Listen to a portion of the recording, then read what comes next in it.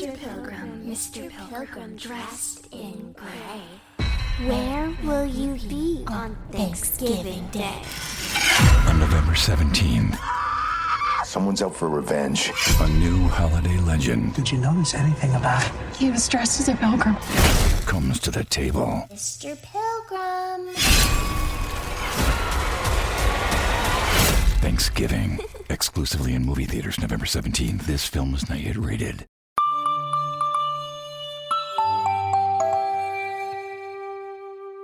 This is The Gala Show. I'm your reporter on the beat, Gala Avery. On this episode, you may know my guest as one half of the screenwriting duo that brought you films such as Ed Wood, Big Eyes, and Dolemite Is My Name, or perhaps as the former vice president of the Academy of Motion Picture Arts and Sciences, or even as a regular on Trailers from Hell. But here on The Gala Show, I know him as that dude with that Psyduck tattoo, Larry Karaszewski. Hi, Larry. I'm very proud of that Psyduck tattoo. I love the story of that tattoo, that it was basically kind of like a gift from your children. Yes, it was. No, when they were growing up, my son was, whatever. The entire universe of children were completely into Pokemon. And we just loved it in our house. And so each my daughter, my son, my wife, and me, we all picked our spirit Pokemon. And I was always Psyduck. And we joked even when they were 10, like, someday a whole family would get a tattoo of each of our spirit Pokemon, and no one ever did it. And then I turned 60 like a year or so ago, and as my 60th birthday present, my family chipped in and bought me a tattoo. Actually, a tattoo by this guy, Dr. Wu, who's supposed to be the best tattoo artist in the world.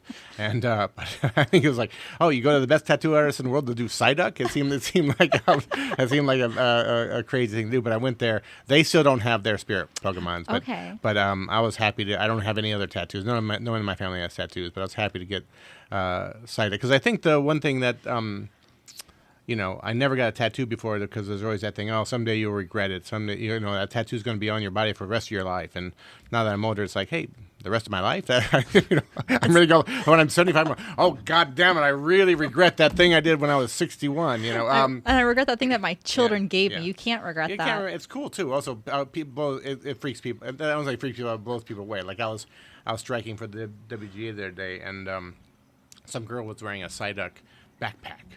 And I was like, hey. And I went like this. Like, no! Do you remember what your kids' Pokemon? Someone with Snorlax, which is great. I mean, I think that's very relatable. Yeah, it's very, I like. In fact, one person with Snorlax and one is Psyduck. One's the most hyped up, nervous Pokemon. The other one's the chillest. Sleepiest and Blastoise was somebody. It was my wife's, I believe. And oh my gosh.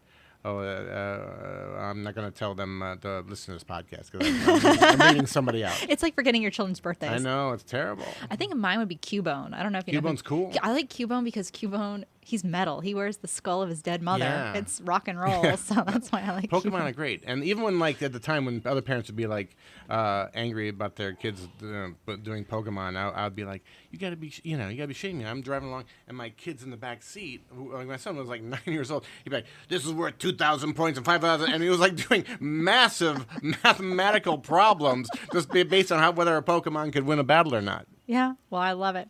So before we bring up the topic today, I have a question for you. Okay. The first time I came over here, when we talked about Buster and Billy, which I really appreciated. For those of you that don't know, there was an issue with the Buster and Billy print, and the Bev reached out to Larry, and he very graciously provided the 16-millimeter print for the Video Archives podcast to screen Buster and Billy at the Bev. So I got to talk to Larry about it.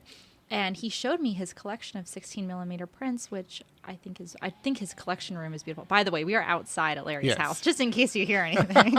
Just in case. Right. We're outside his beautiful home. Right.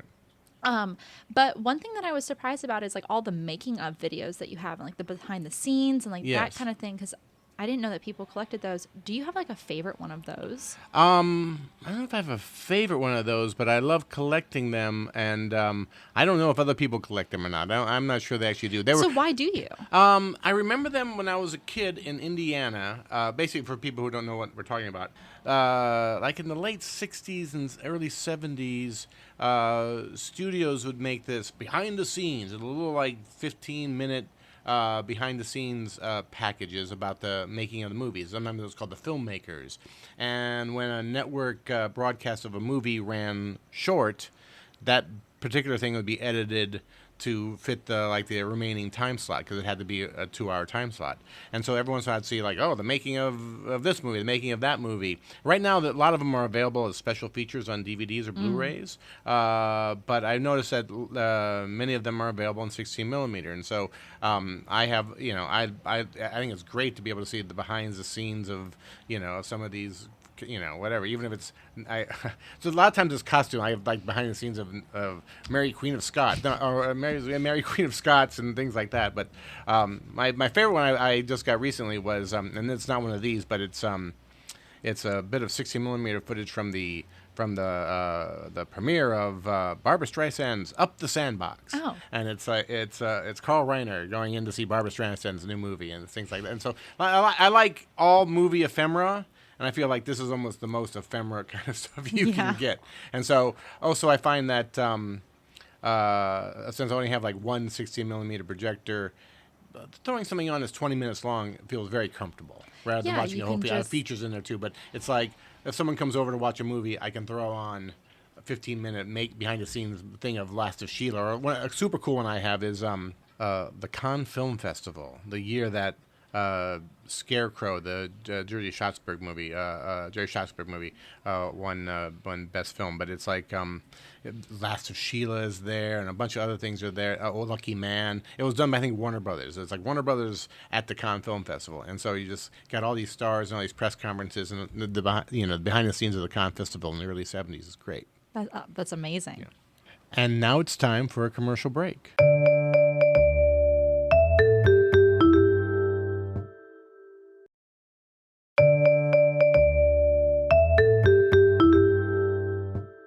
And we're back. Now, as always, my guest gets to bring their topic to the mic. Larry, why don't you tell us what your topic is and why you decided to choose it? Well, part of it, I think, is the location we're at right now. We're in. You mentioned that we're at my house, and I thought, what, so you're recording it, so you'll hear leaf blowers and construction and garbage trucks going and by. birds tweeting. And the pool lapping gently. I thought of my topic as being Los Angeles movies. I love it. Films that are about Los Angeles, films that take place in Los Angeles, films that just use Los Angeles as a location. Whenever I see a movie, particularly an older film that's shot in Los Angeles, I spend anytime there's an outside location, I don't actually pay attention to the two actors talking. All I do is look behind them to see if I can see a street sign. Oh my God, there's a curse on! There are curse on, and blah blah blah. I do that in Roger Corman films all the time. Oh yeah, yeah. Okay, so I'm super excited to get into it for today. The topic is LA movies. I have 30 minutes on the clock, and our time starts now. Oh, I'm so sad. It's 30 minutes. I know, because we could talk about this forever. Well, growing up in the early 70s, late 60s, for me, the coolest movies were actually New York movies. Okay. Like Midnight Cowboy. Well, because you're not from LA. Yeah, not from LA. So, but Joe and French Connection, Taxi Driver. There was a seriousness, and New York seemed like super cool. Even if it was dirty old New York, it seemed like the place to be. With so much trash, blowing around. And I love that kind of stuff. And I kind of looked down on LA movies, except maybe like Woody Allen, But Woody Allen had that upper class. And looked down on LA movies because they had Henry Jaglom. Yeah. And New York had Woody Allen. Yeah. So Woody Allen was the GOAT at the time. Yeah. And when I think of LA cinema at that time, there's a phrase that some of my friends use they call it Brentwood cinema, which is sort of like Blake Edwards when he'd make something like SOB or That's Life. And some Blake Edwards movies are great. Like 10 is a perfect LA movie. That's a great film, but most of Blake's stuff at that certain period was about midlife crises. Even 10 is that how to cook a lobster. There's a lot of that stuff going on. At a certain point later on, I think Jim Brooks and Judd Apatow kind of took over the mantle of that sort of movies that take place on the other side of the 405. Yeah. And like I said before, sometimes they're great. I think Modern Romance by Albert Brooks is kind of one of those movies, a little bit, but that's a little bit darker, and I love that film. I'm actually a big fan of a movie that's kind of like that too, called Strangers When We Meet with Kirk Douglas. That's from like the 50s. It's about an affair in the Valley. But they weren't speaking to me as kids. For the most because part. like New York was speaking to you, Woody Allen was speaking to you. Yeah, exactly. But And you were in Philly, right? No, I was in South Bend, Indiana. Oh God. Okay, so Yeah, I was in a small town, about an hour and a half out of Chicago. So New York must have seemed really exotic to you. Yeah, that seemed cool. I wanted to move there. And that LA seemed just like oh. whatever beach town, drug addicts, like stewardesses. But when I actually moved to Los Angeles, I think that my view of it kind of changed because I got to know the city and fell in love with it and fell in love with its idiosyncratic ways. I mean, New York is actually very easy to get. I think that's why people understand New York. The streets are numbered. The streets are lettered. So it's a grid. It's kind of, you can actually walk the entire city in a day. And the beautiful thing about Los Angeles, it's so spread out.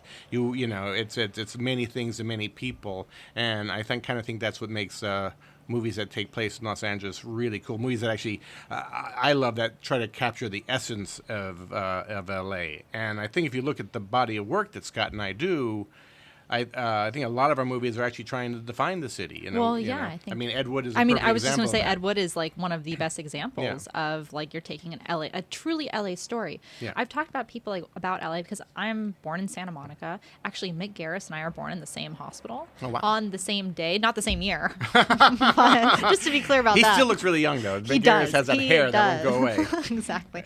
But it's like when you're from LA, you love LA, and like you want to see these LA stories and these LA history. So I think Ed Wood's a perfect example of that. Yeah, Ed Wood and a lot of my films are about like sort of outsider dreamers, and I think that defines the city more than West Side rich people kind of things like that. Yeah. You know what I mean? So I think Scott and I have been very proud about it. Most of our films are about people who don't fit into society and are just trying to make it in this town. And when you meet people in Los Angeles, they're people who haven't quite made it. 95%. The interesting thing is like Scott's not from here, right? Oh yeah, Scott's Brentwood. So Scott, Scott's he a is. Palisade. So he is Yeah. Brentwood, Yeah, LA. he's that. But He's you're that. kind of like, I don't want to say you're an outside dreamer because obviously you've had a huge success here. But when you first came here, you were like an outsider. Yeah, I'm totally an outsider. And so I knew nobody. I had no connections to the film industry. I came out here.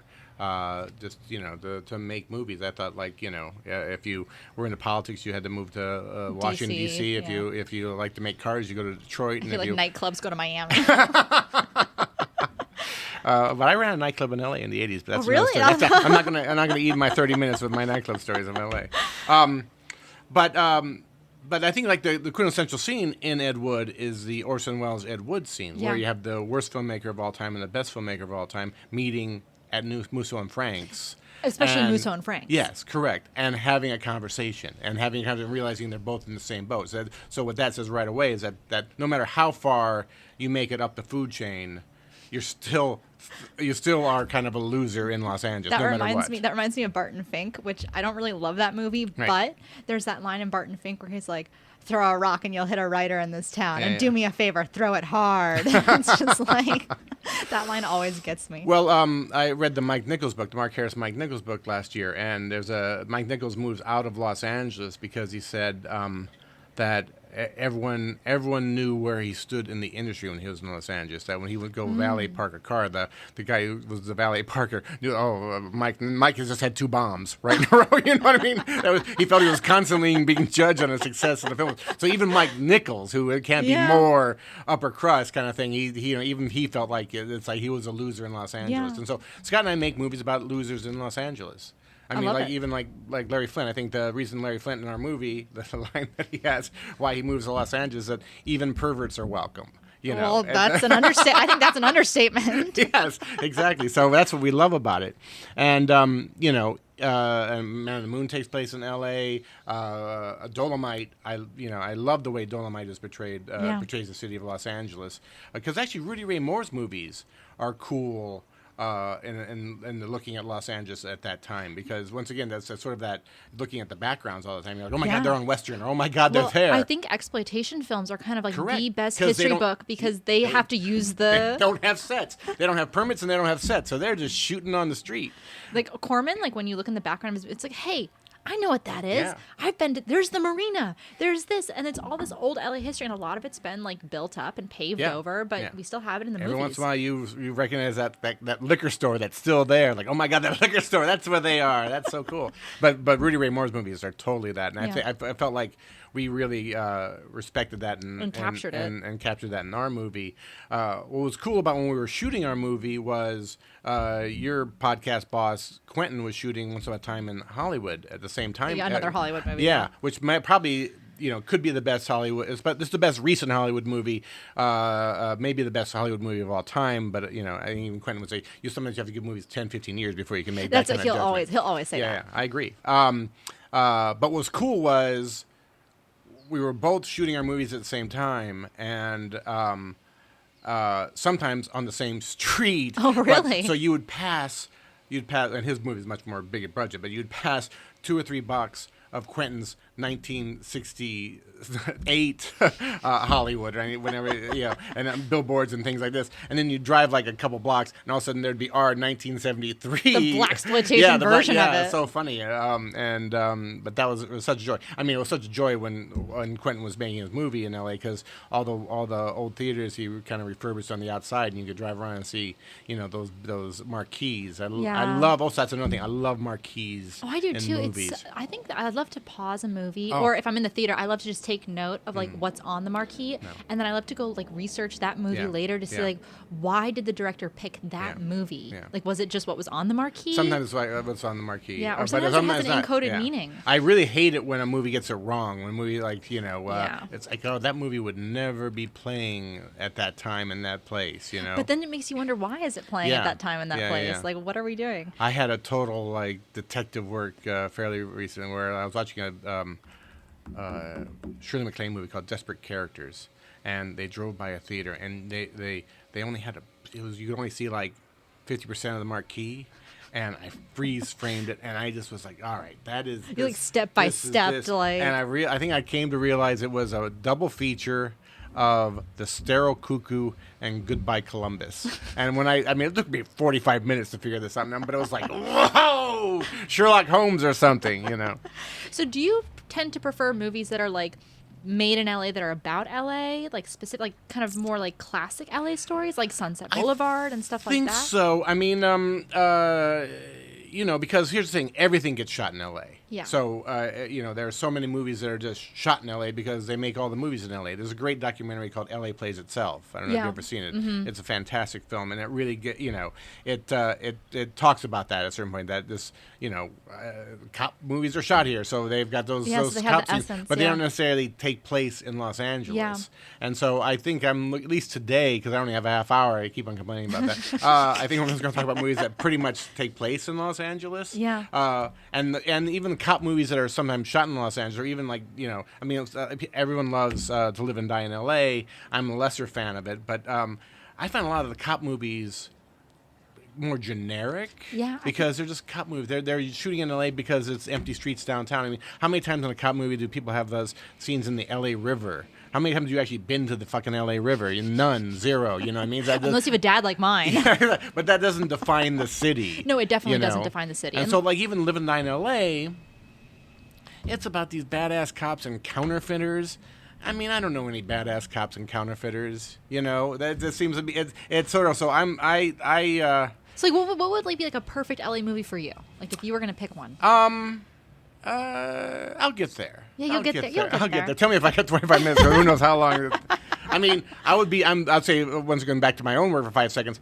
I think our magnum opus about L.A., we talk about Ed Wood as a feature, but The People versus O.J. for us as a miniseries, we really wanted to tell the story of L.A. in, that's why we loved having 10 hours. We thought we could, all the different facets of celebrity and non-celebrity and race and culture and birth of 24-hour television and the Kardashians. It's all, they were all. Yep, I mean, we felt connected. that we made that the subject. I think a lot of young people don't even like remember that connection of the Kardashians all the way back to OJ. I think it's like that's very. Where they came from. That's I where know. They came from. He had, when Kardashian had his first press conference about OJ, he had to spell his last name because none of the press knew who he was. Wow, if only he knew what was going on now. But when it's back to cop movies for a second, like I watched The Long Goodbye a couple of nights ago, and everyone loves The Long Goodbye. It's not really my favorite. Yeah, but... and it's also, even though we're literally probably right around the corner from the house. Yeah. His thing. It doesn't really capture L.A. either. Gould kind of feels L.A., but like barely. The naked yoga girls feels like a parody of Los Angeles. The gang, Mark Rydell's gangster guy, or Henry Gibson it all feels kind of phony baloney to me. It feels, surprisingly for Altman, who actually like lived in the Malibu colony and things like that, it doesn't feel quite right. I agree with that. Yeah. But certainly I think Altman captures L.A. Really well. With The Player and Shortcuts. Shortcuts is a very interesting movie because he moves Raymond Carver's stories from the Pacific Northwest to L.A., but he doesn't move it to L.A. He moves it to Downey. He moves it to those outside cities, and that's really the IE, the Inland Empire. Inland Empire, exactly. So that sort of makes it feel more like Los Angeles because it's not about the Sunset Strip. It's about these little crappy places that people live and have to get by. I mean, obviously, you asked me the question like, what's the greatest Los Angeles movie? There are the major ones like Chinatown. Of course, everyone's going to talk about Chinatown. It's just Chinatown, Jake. Well, because Chinatown is almost cheating because Chinatown is about Los Angeles. It's literally about the Owens Valley. The Owens Valley water crisis. It isn't exactly a documentary or history, the history of the way it actually happened, but you can't get around the fact that is the quintessential Los Angeles movie. And I would almost say noir in general. Feels LA very Noir. LA Noir is great, stuff like Point Blank or Double Indemnity or anything. I love Double Indemnity. Yeah, Double Indemnity is great. I drove by the house the other day. It's right. It's in her. Isn't that amazing that you can drive by all these houses and they're just there and someone just lives in it? I had forgotten that I was driving and I was passing and I was like, wait a second. I think someone told that's Barbara Stanwyck's house, and it's not in Los Feliz. It's more like in the Whitley Heights kind of area. Yeah. So that was kind of cool.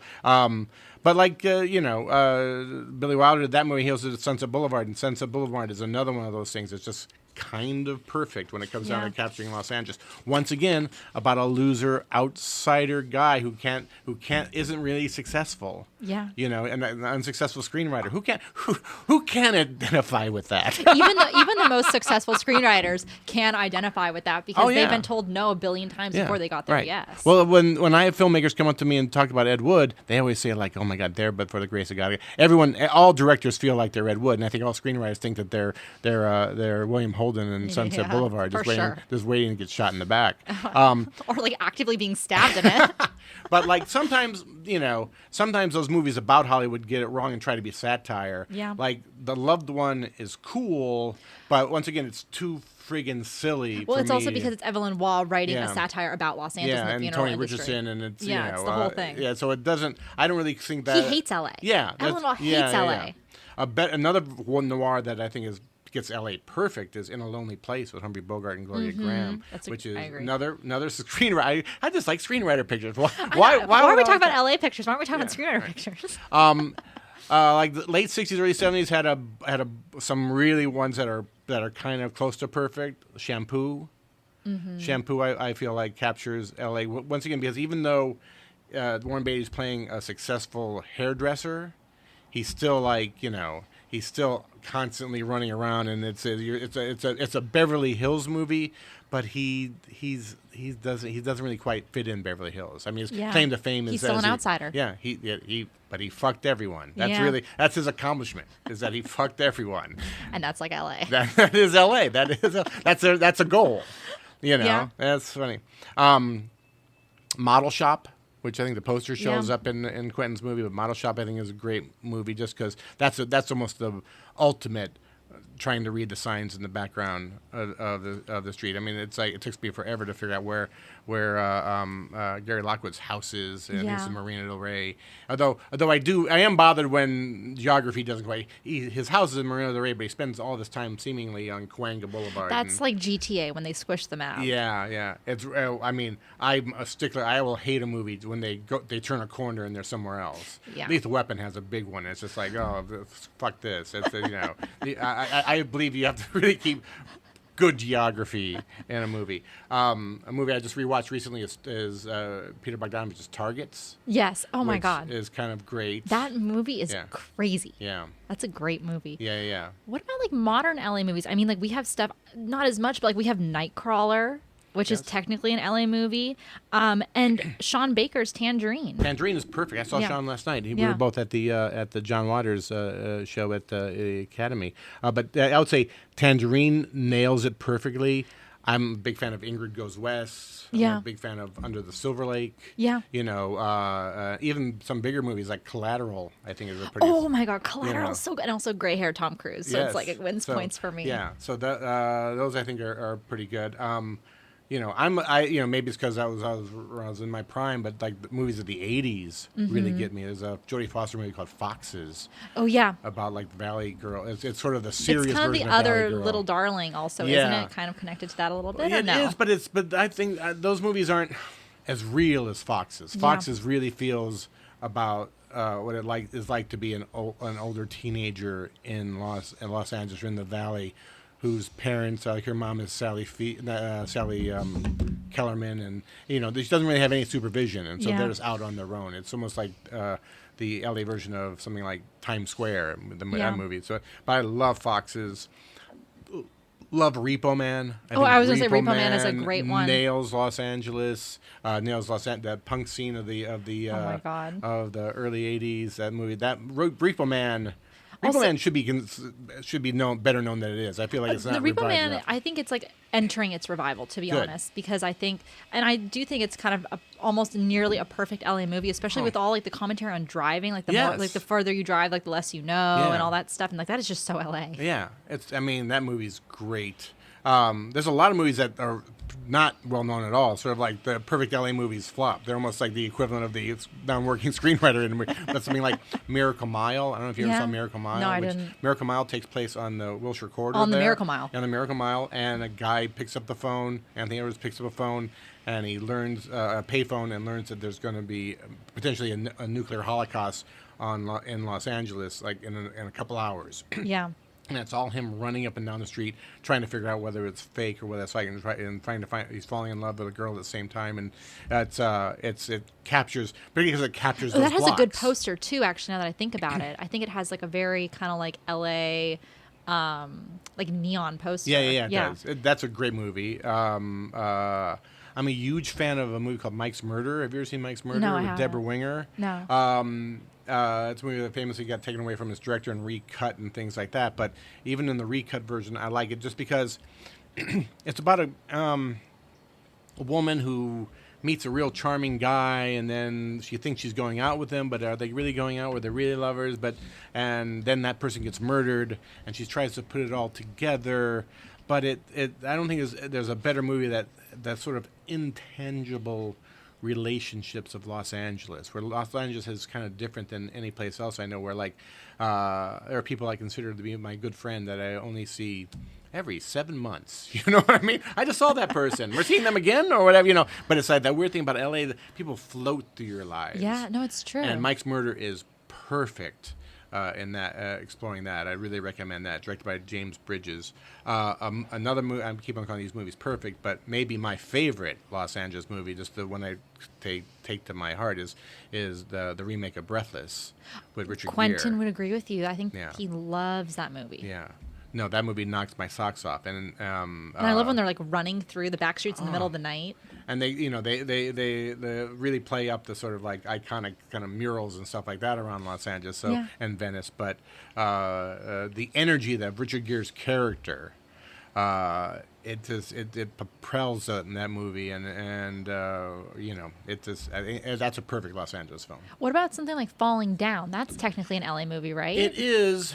It gets negative points for me for geographic jumps. Yeah, I'm gonna be honest. I don't really like Falling Down, Yeah. but It's a little too right wing for me. one of my best friends really likes the movie, and I took him to Manhattan Beach, and all of a sudden he was like, "Oh my God, we're on the pier from Falling Down." I'm Yeah. like, "This is the pier from Falling Down, really?" Like, Yeah. even I live here, and I didn't know that I mean, if that movie paid attention to, because it's about a guy walking across Los Angeles. because he's so mad about traffic and just so mad about his life. So treat the geography real. You know, you can't have him downtown and then now he's at Crescent Heights and Sunset Boulevard. And then he's in the South Bay. Yeah, the South Bay. It's just like, come on, no. Like, pay attention to what's going on. Yeah. And so, because I think that's a movie that is about Los Angeles, but then drops the ball because it's not really about Los Angeles. It's a Hollywood piece. You know. Yeah, it's almost like not respecting Los Angeles in a way because you're not doing your correct research on the town. So that's my negative thing about it. You know, it would be great if someone remade Falling Down. I would love to have someone correct.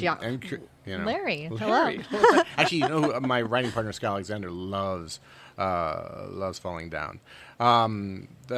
Two others, Body Double. Of course. Body Double. I don't think we need to talk. Yeah, I was going to say I don't even think you have to bring up Body Double. I didn't even write it down on my notes because I was like, Body Double. Yeah, of course. It's like kind of boring. It's like we just skip Body Double, but it's like it is an LA movie. But you never want to skip Body Double. No. You got to go watch Body Double. Yeah, Barfly. Is a great Mickey Rourke as Bukowski basically, and just some movies. I love movies where you like know in the first couple seconds you're in good hands. Yeah. That like when the opening credits of Barfly, which is just I think it's to a Booker T song, and it's just a bunch of shots of L.A. bars from the exteriors, and you're like, all right, this movie knows what it's doing. I also love it because it's really a historical document. Like these buildings just that don't exist anymore that should have been historical buildings. I mean, like on Video Archives, we talked about Slithis a lot because it has Brennan's turtle races in it. Yeah. And it's like, and those do still exist. I don't go to them, in my opinion, but in my humble opinion. But it's amazing, like what film captures and what film preserves. Like I watched Hickey and Boggs fairly recently. I don't know if you ever saw Hickey and Boggs. Haven't. It's Robert Culp and Bill Cosby as cops, but it's a serious movie. And the first couple minutes of that, it was a woman getting off the train at Union Station downtown, and LA is raining. Yeah. And she walks out and she gets in a cab, and you're like, oh, I'm in good hands. Yeah. This person that actually knows how to. It's Bill Butler who shoots it, but they know how to shoot Los Angeles. I'm in good hands.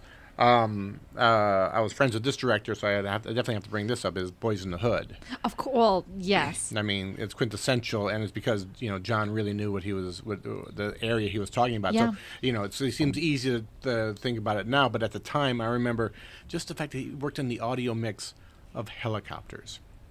Which is very Los Angeles. So Los Angeles, particularly that area of Los Angeles where, like, just every single shot in that movie, almost you can hear these people are being surveillance on these people. These people are being, and there's a helicopter now going on. Yeah, exactly. What's interesting also about Boys in the Hood is that one of the guys that was in Boys in the Hood actually became part of LA True Crime. I think the guy. It's either the person that was shot in the back or the person that shot him in the back. Okay. But he actually ended up committing a murder and became LA history for LA True Crime. And so it's like this whole thing of like there is art and then there is LA and then there is LA and then there is art, and it just like kind of folds onto itself. But Singleton, I think, was the youngest director ever to get nominated for an Oscar, and because that movie was his movie. That movie was it told it like it was. Yeah. It did. And probably still is. Another black film from a different time period that I think I kind of worship is Car Wash. Oh my, Car Wash is amazing. Yeah. Car Wash, I think, I don't want to say like it gets pigeonholed into blaxploitation because it is a blaxploitation film, but like there is this, in all blaxploitation film, there is like this really strong political socio message that you find like.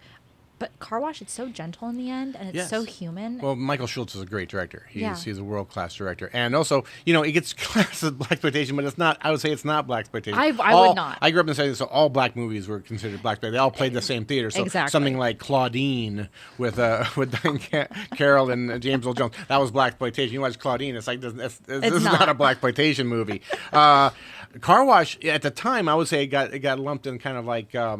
gang comedy movie. It was Richard Pryor, George Carlin. It was all those kind of people in a movie. Watching it now, it feels like an Altman picture. You're like you're I think at the corner of Rampart and 6th at the car wash that may even still exist across from Tommy Burgers, and you're parked there all day long and you meet all the characters coming in and out, and there's this it's a beautifally done movie. Oh, okay. So another one would be Blue Collar. That's a LA movie. No, but is it shot in LA? No, that's a Michigan. Is that a Michigan movie? No, was it shot in LA? Oh, they might have shot. They shot like all the orchards in LA. They could not, or outside of LA in California. I think you might be onto something. And my memory is that they couldn't get the permission to shoot in. But it's not about LA. Yeah, what about The Graduate? That's once again. That's. But they filmed They filmed- They filmed the closing sequence in so much of it Ojai. is shot. Whatever. USC Yeah. plays Berkeley. Yeah, So a lot of it was shot. And that's what classic. LA is constantly a location exactly. thing. That's what I mean. Have you ever seen the movie Safe with Julianne Moore? No. That's a great tense LA movie. It's Julianne Moore plays a woman who sort of becomes allergic to Los Angeles. Wow. And sort of like, it's all about this unease of being uncomfortable just going out or eating or doing, and she's trying to fit in, but it's like her body is revolting. Revolting LA. It's just repelling and, LA. It's a very, very powerful film. Do you consider yourself from LA now? Well, I would almost say I do. I mean, I like the fact I'm from South Bend, Indiana, and I have a lot of friends from South Bend, Indiana, so I would never take away my roots of South Your Bend, Indiana card. Yeah, I'm Indiana hard. That being said, I think your hometown is kind of where you raise your kids, and I raised both my kids here. And are both your kids born in LA? Born in LA. Yeah, so they they're were from raised LA. in LA, and so it's like, I feel very comfortable in Los Angeles. I love Los Angeles. I do too. Yeah. So. I mean, here's the thing about Los Angeles is the anthem song of Los Angeles is "I love L.A." And "I love L.A." is actually like in quotation marks. It is a song that's kind of making fun of loving Los Angeles. It's a Randy Newman smart-ass song that has somehow become our anthem, which is really crazy. But we love LA. That's we the love thing. LA. And we don't mind making people making fun of it and people Yeah. doing satire of it Yeah. because we can defend our city. Yeah. Are you a fan of Swingers? Like the movie. Oh, the movie. I thought you meant the restaurant. I was like, Did you like swinging? Swingers. Do you like See, I'm in LA. I'm in my backyard. Got my pool back here.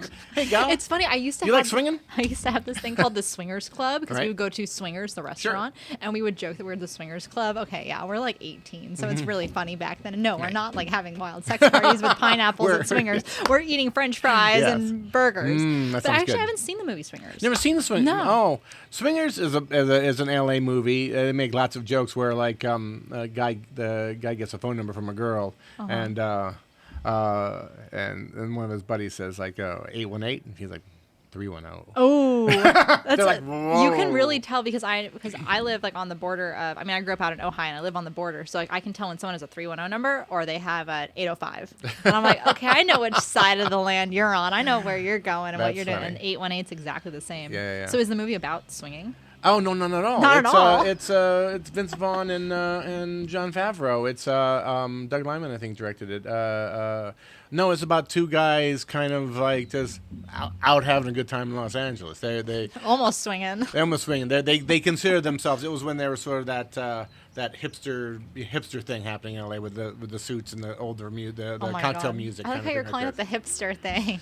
that. Well, no, that's kind of what it was. Because when I think of hipsters, I think of like the Tumblr era with like the scarves and like the kind of emo Yeah. hair That's and funny. like That's the funny. glasses and No, the I mustache. remember what really impressed me about Swingers was the first time I ever saw. They went to someone's apartment, and on the refrigerator door with a magnet was the new Bev schedule. Oh, I was like- yeah, I think I've I was seen a like, picture of this. Bingo! You captured Los Angeles right there. Yeah. It's just that the crappy, unchanging, never will be the same forever. New Calendar. Bev calendar is on their refrigerator. Oh my God. And do you know like what year and what month it Ooh, was? have no idea. Because I wonder what movie you would be seeing on that calendar No. at that time. Well, there were always the same movies until Quentin took it over. Yeah. There was a certain Danny Perry's cult movies book kind of defined a certain canon of movies that got shown to revival houses. Quentin's kind of just went off in a different direction where he can just kind of show, he can show almost any weird movie. He can On he can film. He can show it, and people will be, I think Quentin Oh. likes it. Oh, I want to mention one more film before. Oh, Yeah. No, you okay. can mention the film. Well, because we started with talking about documentary, Ellie Plays Itself, and I ended with a documentary called City of Gold. It's about the restaurant critic Jonathan Gold, Yeah. who really, for a long time, at least in terms of food, just really captured Los Angeles, and he's now passed away, but that movie is a beautiful Los Angeles movie. And also one little thing I'd say is Boogie Nights, of course. Of course. And in general, almost any porn film you'll ever see captures yeah. Los Angeles. Oh, because yeah. it feels like it was If shot you're in actually watching a backyard. porn film, Yes, like way that's back what I'm saying. when. It's like porn movies are just mumblecore movies, just with naked people. Exactly. And that's all the time that we have for today. Larry, is there any final thought that you would like to leave the audience with? Absolutely not. Besides my porn film? What's your favorite Los Angeles movie? That's like a really hard question. Yeah. I don't want to be boring and be like Chinatown. Chinatown's great. I love Chinatown. Yeah. I wrote down because I love Roger Corman's LA movies. Well, The Trip. I almost mentioned The Trip because The Trip is actually that first part of The Trip. You're just driving down Sunset Boulevard and around all those also clubs. is Candy Snatchers an LA movie? I can't remember. I'm not I sure. like Candy Snatchers. I just saw it recently. I think it's an LA movie. I like it. Right. I like being able to like look at LA and be like, hey, I know where this is. I can go here. And just the thing I think is the weirdest is that people like live in these places or work in these places and they don't even know the history of the place that they're in. Right. And so I just think that's super cool. Yeah. But yeah, I think Chinatown. Today, my favorite LA movie is Chinatown. Yeah, it's the Godfather of it all. Yeah, the Godfather of LA. Yeah. That is it for today. Thank you so much, Larry, for coming on the show. You can keep up with Larry on his Instagram at Larry_Karaszewski. The last name is spelled Karaszewski. I'm Gala Avery, and this has been The Gala Show.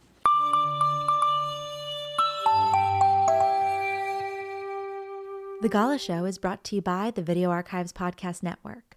This episode was executive produced by Quentin Tarantino and Roger Avery and produced by Gala Avery. Music composed by Andy Milburn. As always, I'm your host, Gala Avery. Copyright 2023, all rights reserved. Mr. Pilgrim dressed in gray. Where will you be on Thanksgiving Day? On November 17th, Someone's out for revenge. a new holiday legend Did you notice anything about it? He was dressed as a pilgrim. comes to the table. Mr. Pilgrim. Thanksgiving. Exclusively in movie theaters November 17th. This film is not yet rated.